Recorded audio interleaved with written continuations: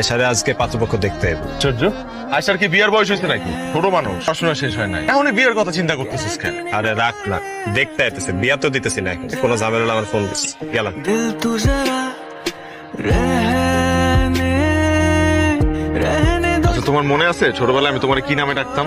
আসু। তাহলে তো তোমার এটাও মনে আছে যে আমার মা যখন তোমাদের বাড়িতে যাইতো, তোমার জিজ্ঞেস করতো বড় হয়ে তুই কারে বিয়ে করবি, তখন তুমি কি বলতা? আকিব ভাইয়া। যদিও তুমি অনেক ছোট আছিলা তখন, হয়তো না বুঝাই বলতা সবকিছু, কিন্তু আমি কিন্তু বুঝেরই ছিলাম, আর এখন পর্যন্ত ওই বুঝেই আছি। এর জন্য ছোটবেলা থেকে কিন্তু আমি তোমার খুব আগলায় রাখছি, যত্নে রাখছি। এই কথাগুলো আমি তোমার খুব সুন্দর করে গুছায় বলতে চাইছিলাম। আমি যখন রাতের কাছে শুনতে পারছি যে কালকে তোমার পোলা পক্ষ দেখতে এবো, তো আমি কি করবো আমার মাথা কাজ করতেছিল না। তুমি যদি চাও ওই পোলারে বিয়ে করতে, তুমি করতে পারো, কিন্তু একটা কথা সত্যি যে আমি তোমার কানতেছো কেন? বাসায় যাব। तुमको हम আমি বাসায় এসে ভাইয়াকে মানা করে দিয়েছি, এখন আমি কোনো বিয়ে শাদী করতে পারবো না। আপনাকে একটা কথা বলে রাখি, আপনার না আমাকে এই কথাটা অনেক আগেই বলা উচিত।